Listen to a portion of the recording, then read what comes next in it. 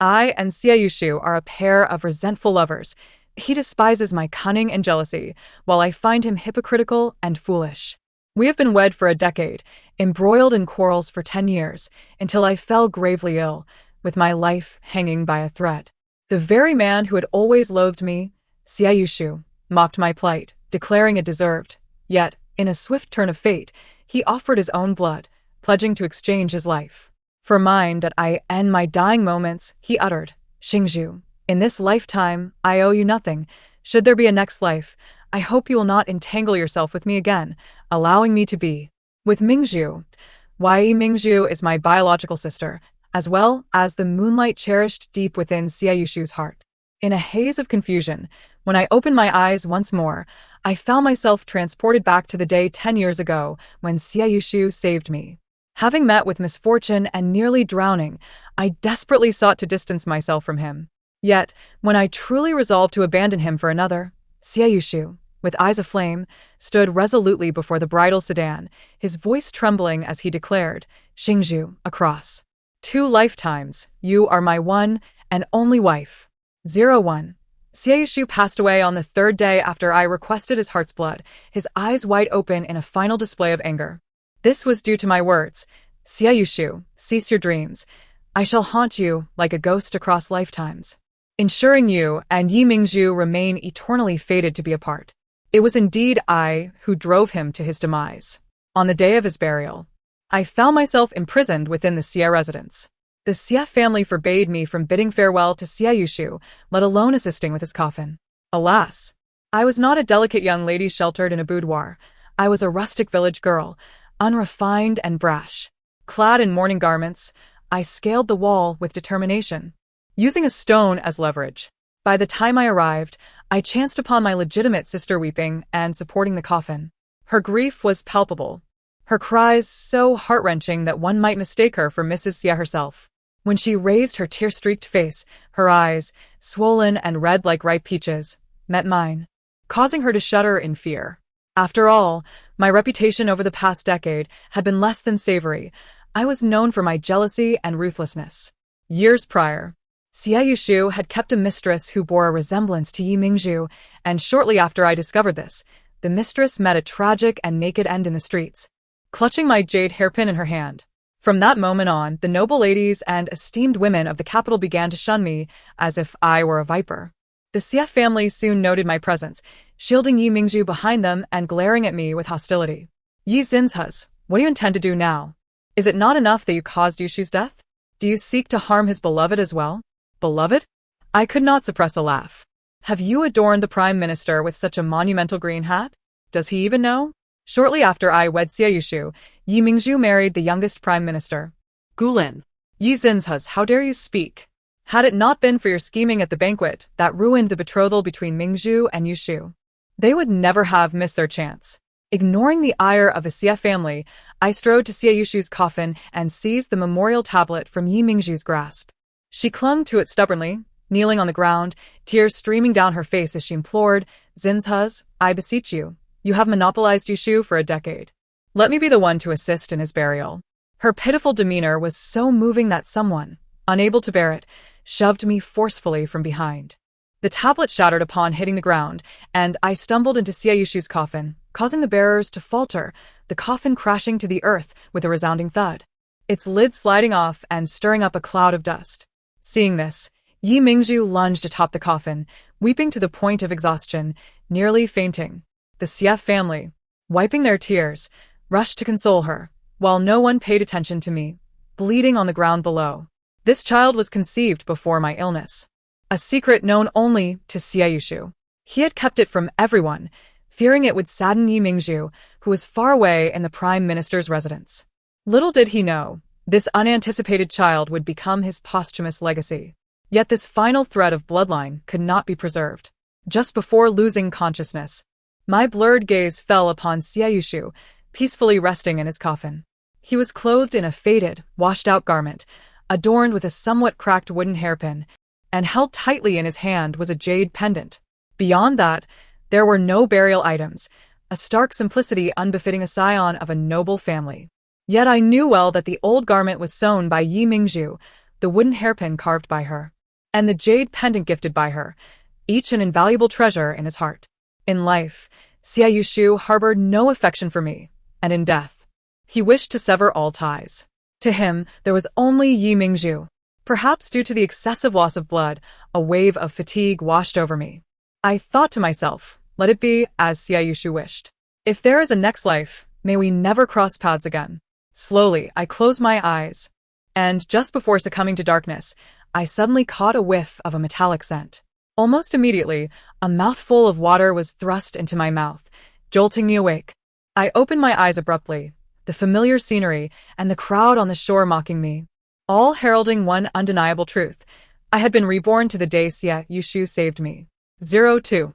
The very Xie Yushu who should have rescued me remained motionless on the shore, his gaze tenderly fixed upon Yi Mingzhu, his face radiating joy at the prospect of reunion. Yi Mingzhu, oblivious to his expression, urged him anxiously, Yushu, Zinzhuz cannot swim. Hurry and save her. Xie Yushu was taken aback, staring at me in the water, his brows knitting tightly. Yet before he could act, I emerged from the water, swimming to the shore. Though our eyes did not meet, we both recognized that we had been reborn together. In my previous life, Xie Yushu had heroically pulled me from the water before the watchful eyes of many. In the light summer garments, our skin had touched, and for the sake of my reputation and honor, he had been compelled to annul his engagement with Yi Mingzhu and wed me instead. This time, neither of us would repeat that mistake.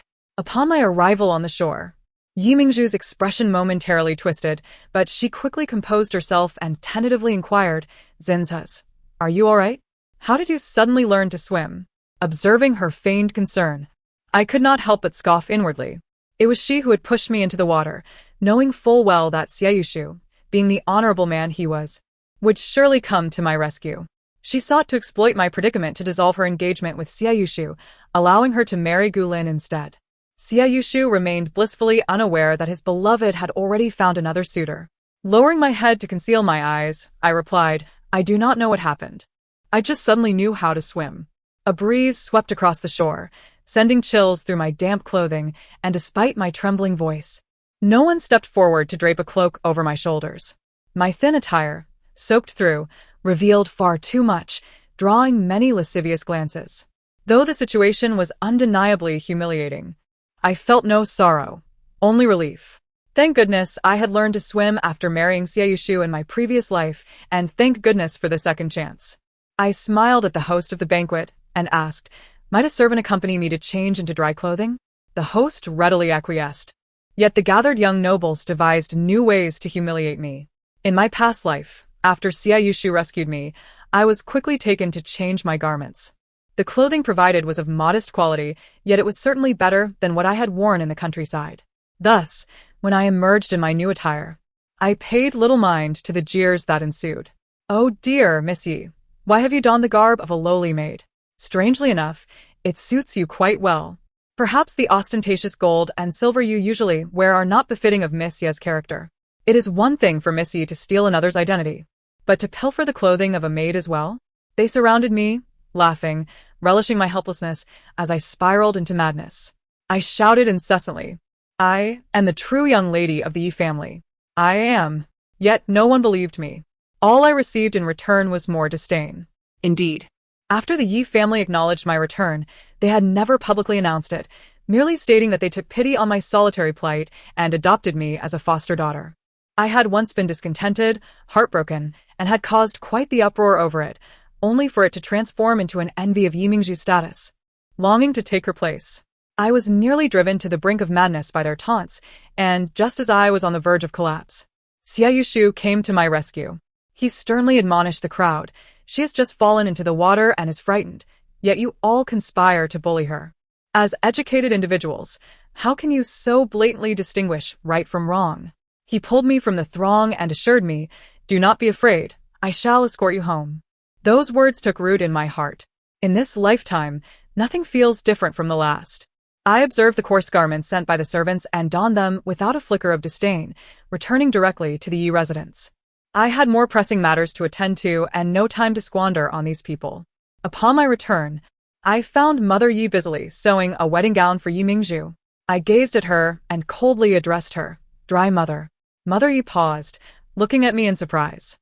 Ever since I had re-entered the family home, both father and mother Yi had insisted that when I was outside, I should call them dry father and dry mother. I felt a sense of injustice.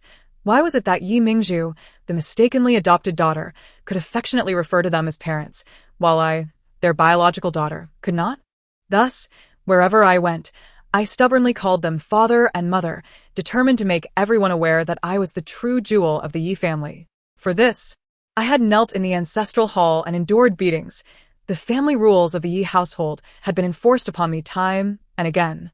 Eventually, when they could no longer bear my defiance, they relented.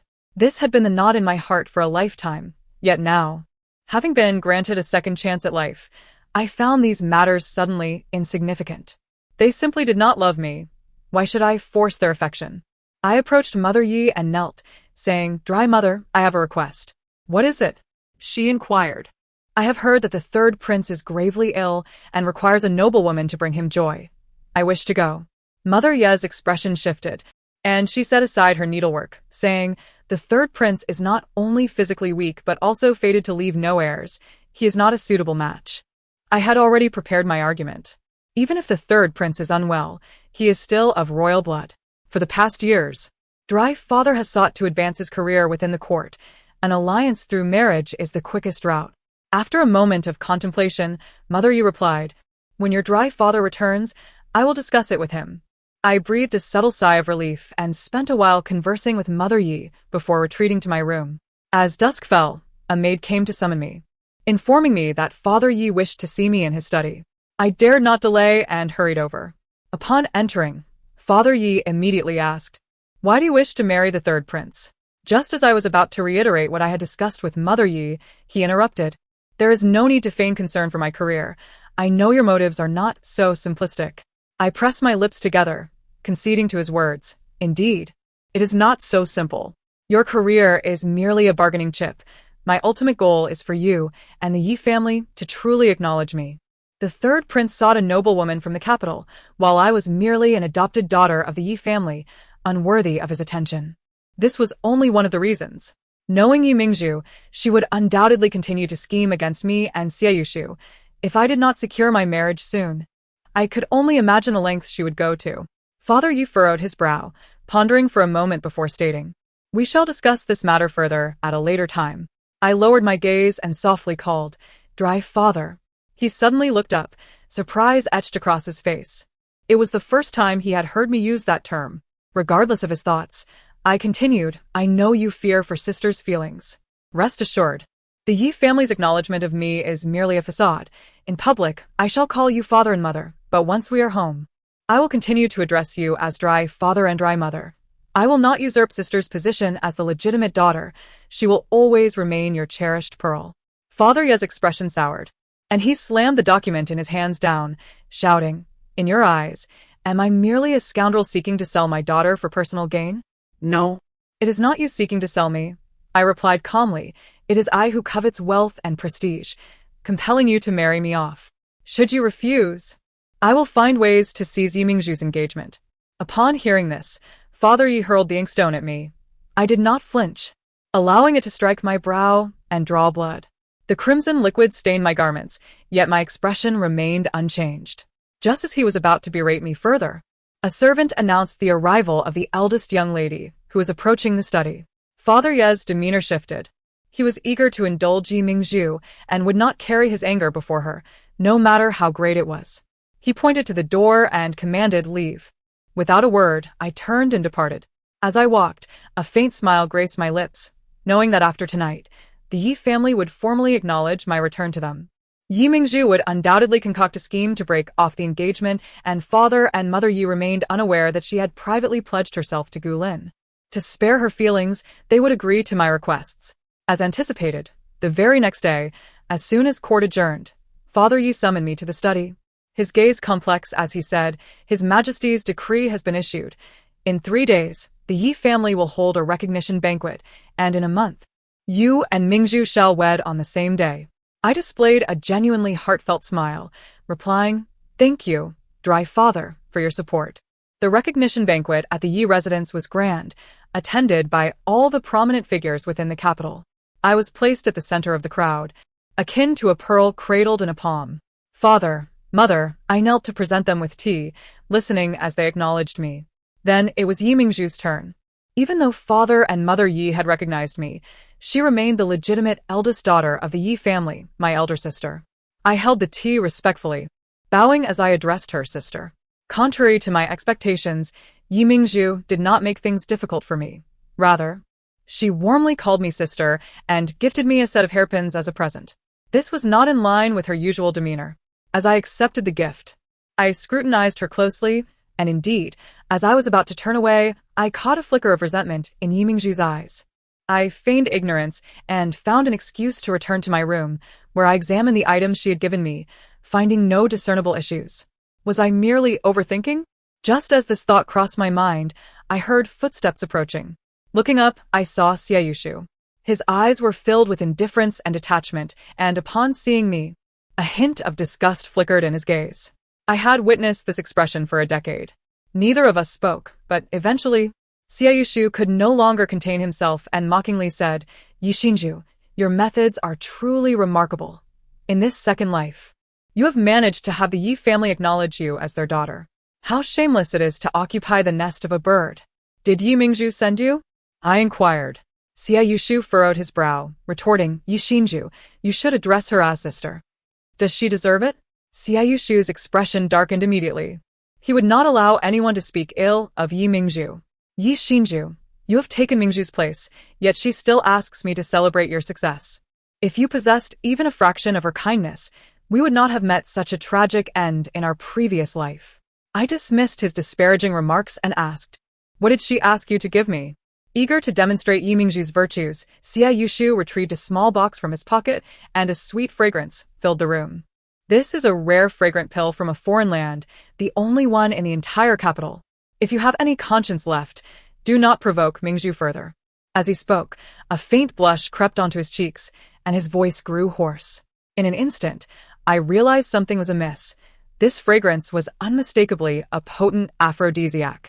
I yearned to flee, yet my legs weakened, and I stumbled backward. Xiayushu swiftly caught me in his embrace, his hand slipping under my garment. Meanwhile, Yi Mingzhu trailed behind her father, listening with a smile as the crowd exchanged pleasantries. A young maid hurried over and whispered something in her ear. Yi Mingzhu promptly announced that she had urgent business and excused herself from the gathering. The banquet continued to unfold in an orderly fashion until the maid, Xiaodao, dashed in, exclaiming, "Madam, it's terrible. The second miss and young master Xie are together." A hush fell over the crowd, and Yi Father's brow furrowed deeply as he chastised. "What a commotion! What are you all fussing about?" He then instructed Yi Mother, "Take this maid aside and give her a thorough reprimand." Unfortunately, events would not unfold as he anticipated. Yi Mingzhu had already orchestrated her plan, and as soon as Yi Father finished speaking, someone inquired, "What exactly has happened between the second miss and Xiayushu that Lord Yi is so secretive about?" Indeed, it is rumored that the second miss has feelings for Xiayushu. Could it be that they have engaged in some indecorous conduct? Regardless of what Yi Father thought internally, he outwardly denied it, stating, "Of course not. My daughter would never act in such a manner. Lord Yi, with so many present, if we do not clarify the truth, whether the second miss is involved or not, rumors will inevitably spread. It would be prudent for us to investigate the matter to preserve her reputation." At this juncture, Yi Father found it difficult to refuse.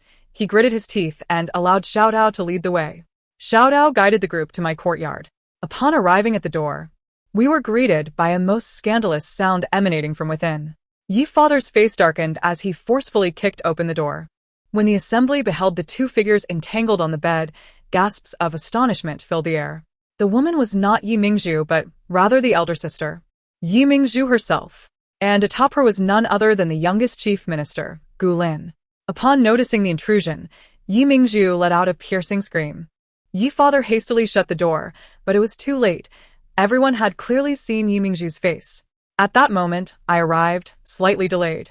"Father, mother, what are you doing here?"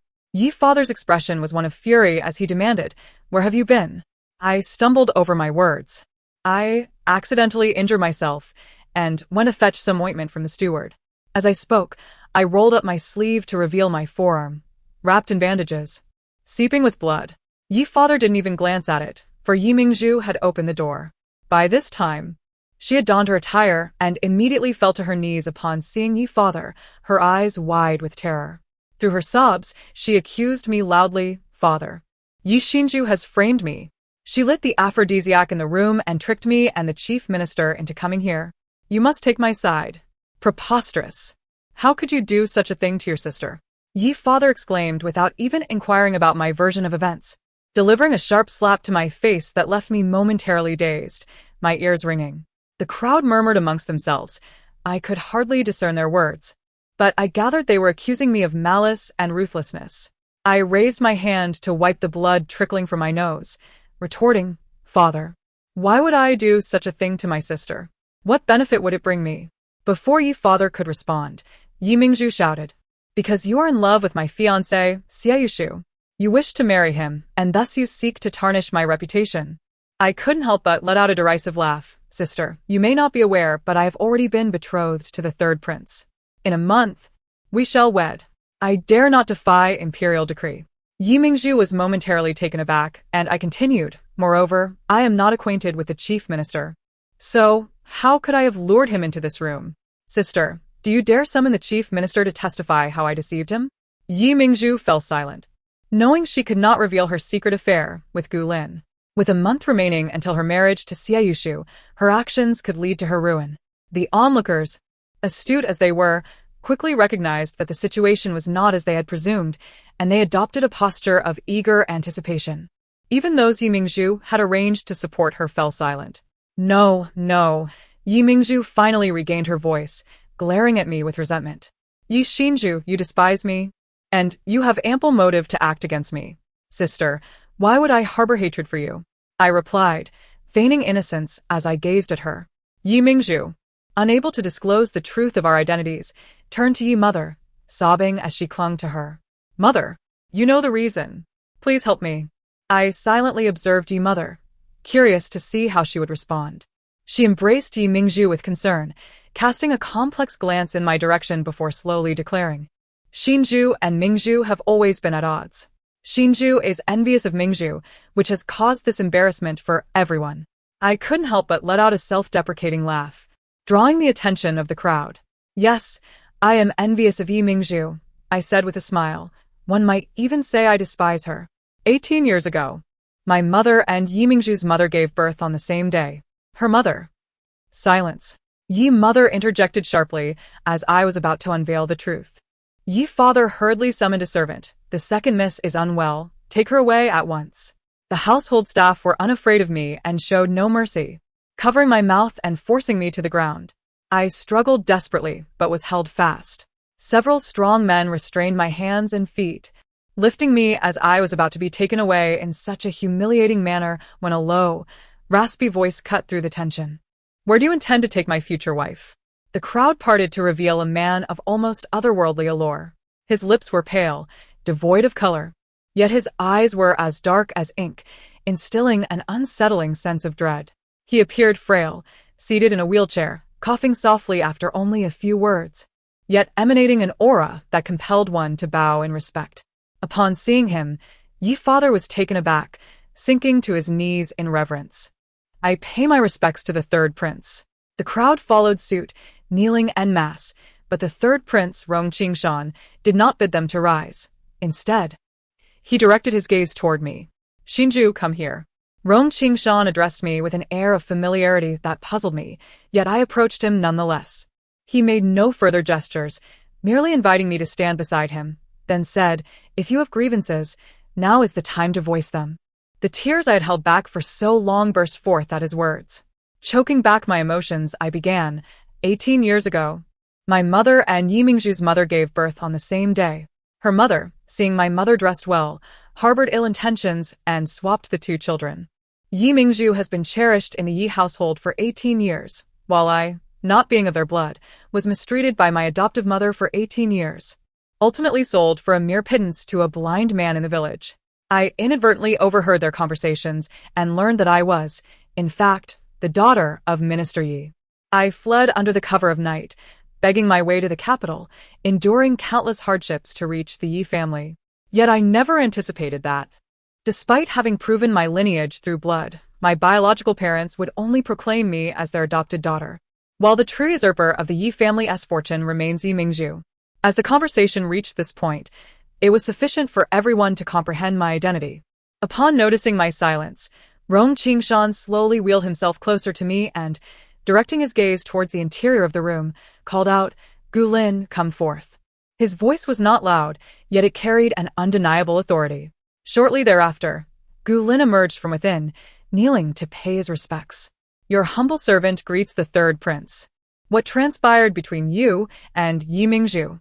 Gu Lin contemplated revealing that I had lured him into a chamber infused with aphrodisiac, using Yi Mingzhu's name as bait. However, a glance at me, securely shielded by Rong Qingshan, compelled him to alter his narrative. "Your humble servant has been entangled in a secret affair with Miss Yi for quite some time. Today's encounter was simply overwhelming." "No, it is not as such." Yi Mingzhu attempted to argue, but a mere glance from Rong Qingshan rendered her speechless, silencing her with an air of dread. She despondently sank to the ground, realizing her fate was sealed. The farce at the Yi residence drew to a close with Rong Qingshan's arrival. Once everyone departed, Ye's father and mother appeared to have aged a decade, while Yi Mingzhu fainted from crying. Rong Qingshan, not sparing them a glance, turned to me and instructed, "I will leave the prince's estate in your capable hands. Should any matters arise, summon them to act on your behalf." A multitude of questions swirled in my mind. This was the first encounter between Rong Qingshan and I, in both this life and the previous one. So, why had he come to the Yi residence to support me despite his ailing health? Seemingly perceiving my confusion, Rong Qingshan offered a slight smile, his lips curling upwards. "If you wish to know anything, I shall elucidate it all on the night of our wedding." No sooner had he spoken than he was seized by a fit of coughing, prompting a maid by his side to hastily present him with a pill, urging, "Your Highness, you have been exposed to the wind for too long. It is time to return." "Very well," he acquiesced with a nod. Before his departure, he instructed a physician to attend to my injuries. Once everyone had left, I returned to my chamber, now engulfed in darkness. The chaos wrought by Gu Lin and Yi Mingzhu had left my bed in disarray, yet I harbored no grievances. Instead, I bent down to drag a person from beneath the bed. It was none other than Xie Yushu, who had not made an appearance all day. He was disheveled, blood trickling from his forehead, a handkerchief stuffed in his mouth, and his frail body tightly bound by my cloak, exuding an aura of pallor and weakness. The aphrodisiac had been applied to him for far too long, causing him to lose his senses at the mere whiff of its potent fragrance. I had retained a sliver of clarity, removing a gold hairpin from my hair and forcefully stabbing it into my forearm to prevent myself from succumbing to the intoxicating allure. Seizing the opportunity when Xie Yushu was in the midst of disrobing, I grasped the candlestick from the table and struck him firmly, rendering him unconscious before securing him beneath the bed. Just as I stepped out of the room, I spotted Yi Mingzhu's maid stealthily departing. I surmised she was off to relay a message. Without delay, I sought out Gu Lin, claiming that Yi Mingzhu wished to speak with him. The aphrodisiac lay within the room, and both Yi Mingzhu and Gu Lin had succumbed to its effects, igniting a fervent passion that was difficult to contain. The incident unfolded unexpectedly. My plan was not without its flaws, yet with Rong Qingshan's timely arrival, even the most glaring of discrepancies vanished into thin air. I untied the cloak from Xie Yushu and coldly instructed, "There is a dog hole in the back courtyard of the estate. You may exit through there." Xie Yushu spat out the handkerchief from his mouth and, in a hoarse voice, questioned, "Why did you not inform me? What do you mean?" "About your identity and that of Mingzhu." I gazed into Xie Yushu's eyes and calmly replied, "Xie Yushu, I have said this before, on the day of our wedding. You spoke of Yi Xinzhu, suggesting I should cherish you, yet you ought to have crafted a more convincing tale." Xie Yushu appeared momentarily dazed, turning his face away in a bid to escape something. "Even so, you should not have plotted against Mingzhu." I could not help but let out a derisive laugh. The world speaks of the clever heart possessed by the eldest son of the Xie family. How could you fail to perceive such a simple scheme? Instantly, Xie Yushu's face drained of color, and I unflinchingly drove another dagger into his heart. "Xie Yushu, from the moment I fell into the water, Yi Mingzhu began to scheme against you. She has long ceased to harbor affection for you." Xie Yushu left, utterly dejected. for several consecutive days. I did not encounter him again, as I busied myself with preparations for my own wedding. Sewing the bridal gown and learning the customs consumed my time, leaving no room for thoughts of Xiaoyushu. Until 10 days before the wedding, I opened my door one morning to find a bottle of wound medicine at my doorstep. Assuming it had been sent by Rong Qingshan, I accepted it without hesitation. The following day, I discovered a box of my favorite rouge at my door. On the third day, it was a jade pendant I had long desired in my previous life. At that point, I understood that the person delivering these gifts was Xiaoyushu. He seemed to be attempting to express his apologies, yet he could find no suitable way, resorting to this awkward and clumsy method of gifting. Sighing, I instructed my servants to seal the dog hole in the back courtyard. On the fourth day, the entrance was indeed devoid of any gifts. However, Xiaoyushu was not one to give up easily. Every time I stepped outside, I would inevitably encounter him. Gratefully, I chose to remain indoors. Finally, it was the day of my wedding.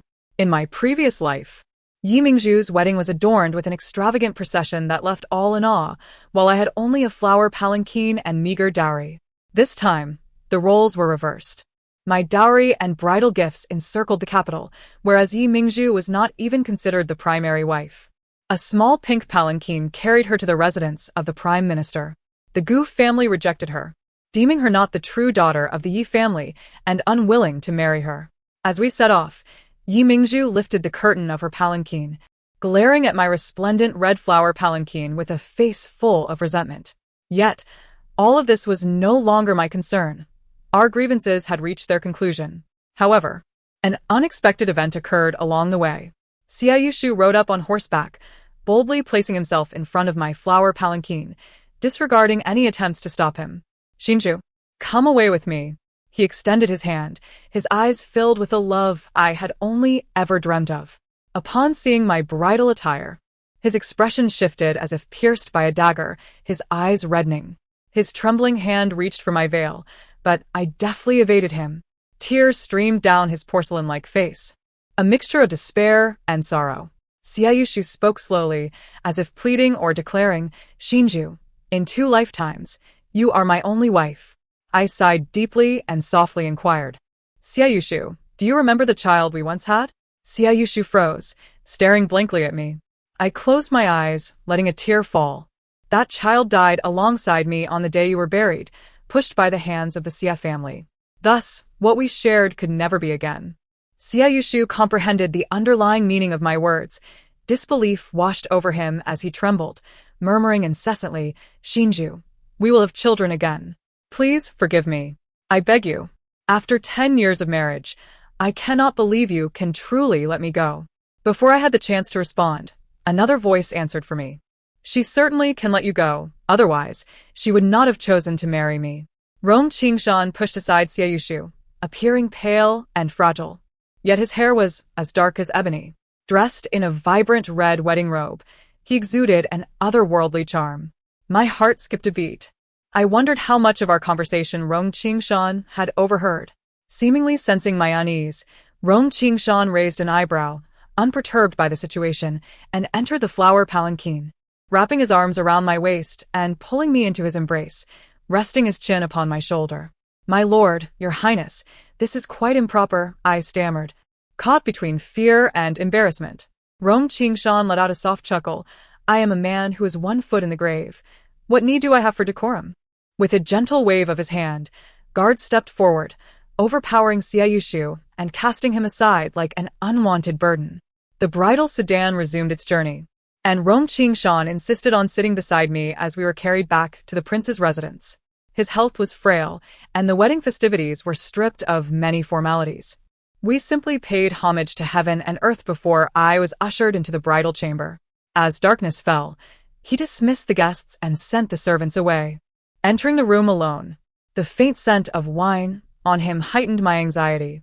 Rong Qingshan lifted my bridal veil, revealing a face more radiant than any womaness, causing me to instinctively hold my breath. It was only when a cup of wine was brought to my lips that I regained my senses, grasping his wrist tightly. "What is the matter?" he inquired. I bit my lip, weighing my words carefully. "Your Highness, you mentioned you would clarify my doubts today." Rong Qingshan's expression darkened slightly. and I feared I had offended him, hastening to apologize. Before I could utter a word, however, I was taken aback by his plaintive tone. "Why do you not call me husband?" Upon hearing this, his eyelashes fluttered like the wings of a butterfly as he gazed at me with glistening eyes. My face reddened to the point of embarrassment, and I whispered the term of endearment, prompting a smile to break across his face. "Shinju," Rome Qingshan said, "like you, I, too, am a soul reborn just as Xiaoyushu is." Before I could fully process his revelation, his next words struck me like a thunderbolt. "In my past life, I coveted you for so long. In this life, my desires have finally been fulfilled. But we never met in our previous lives, did we?" I asked. "You did not see me, but I was aware of your presence. In my past life, Xiaoyushu lost a mistress, a woman of ill repute, bereft of family. It was you who collected her remains, and you found her death suspicious, spending 3 months at the official's office seeking the truth. I wondered how there could be such a kind-hearted woman in this world. Yet in the end, I uncovered nothing." I lowered my head, feeling a pang of sorrow, and Rome Qingshan tenderly stroked my hair, but his expression soon turned stern. "Of course, you found nothing. It was Yi Mingzhu who orchestrated it, and Gu Lin who conspired to shield her." Now it all makes sense," I replied, awakening to the truth. "Well then, now that everything is clarified, my dear, do you wish to share this cup of wine with me?" Rome Qingshan raised the cup to my lips again, his gaze dark with unquenchable desire. Seeing my hesitation, he took a sip himself and leaned in to share it with me. When we finally parted, both of us were breathless. "Shinju." Rome Qingshan buried his head into my shoulder, inhaling the fragrance of my neck. "In this new life, I had intended to pursue you slowly, but you have unexpectedly come to me. Regardless of whether you still harbor feelings for Xiaoyushu, I will never let you go." I remained silent, instead pushing him onto the bed and kissing him fervently. The moonlight danced with the swaying curtains as the red petals of the flowers unfurled in the dewdrops. The night stretched on endlessly. After a month of wild abandon following our wedding, it was only when the physician ordered Rome Qingshan to rest that I found some respite.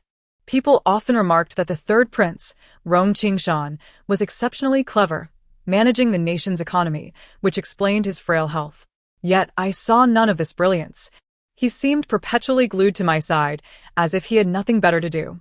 A mere comment from me would bring him to tears, as if he bore the weight of the world's injustices. Upon asking, "Why have you been so idle lately?"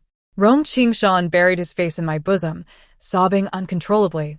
"Father Emperor granted me 3 months of leisure for my newlywed status, but I had no idea that my idleness would bore you.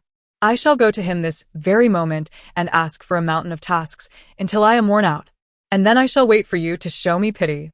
I knew he was merely indulging in playful antics, yet I felt powerless against his charm. After much coaxing, I had a sudden inspiration. "The lotus flowers outside the city are in bloom. Shall we go admire them together?" His eyes lit up instantly, and he joyfully took my hand, instructing the steward to lead us out. Upon arriving at the lotus pond, before we could fully appreciate the beauty, a commotion erupted in the crowd. Someone shouted, "The young master of the Xie family has fought over a courtesan." Rome Qingshan and I exchanged glances and followed the throng. From a distance, I recognized the courtesan. She was the very mistress from Xiaoyushu's past life. Rome Qingshan's brows furrowed as he commanded those around him, "Send someone to follow her closely." "Will Yi Mingzhu act against her again in this life?" I inquired. Human nature is inscrutable, just as in the past. She chose Gu Lin, only to later reminisce about Xiaoyushu and orchestrate the murder of the mistress, poisoning you in the process. I was struck dumb. No wonder I had suddenly fallen ill in my previous life. Everything fell into place. Faced with this situation, our interest in enjoying the day evaporated, and we returned home. A month later, Yi Mingzhu was imprisoned.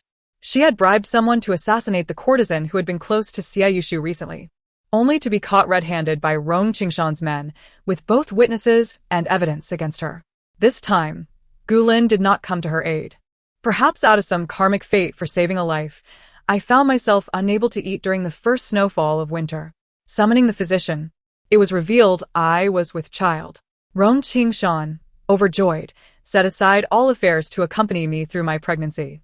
Knowing I could not persuade him otherwise, I acquiesced. One day, I suddenly craved the lotus cakes from the nearby alley and insisted that Rong Qingshan take me there. As we settled at a table, I noticed a scruffy man staring intently at me. After a moment of recognition, I realized it was Xie Yushu. I had no desire to engage him, but he spoke up first. Xinju, was Zai's fate also orchestrated by Yi Mingzhu in our past life? Zai was his former mistress. I paused, then countered. Did you not already know the answer? He fell silent, merely finishing the lotus cake before him. Later, I heard that Xie Yushu had drowned in the lake. He survived but was left mute, only able to call out Xinju. But what did that matter to me? My concerns lay solely with the child in my womb and the inexplicable jealousy of Rong Qingshan. Observing Rong Qingshan, who was curled up on the bench, his eyes red from weeping, I approached and kissed the corner of his lips, offering a radiant smile. Rong Qingshan, I love you. The end. Thank you for listening. And until we meet again in the next story.